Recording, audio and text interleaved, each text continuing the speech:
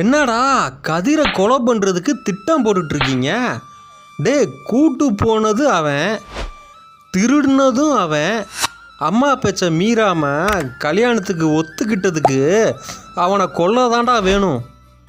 யோ, என்னையா அவங்க பையனுக்கு வர சம்பந்தத்தை நீ கெடுத்து விட்டுக்கிட்டு இருக்க?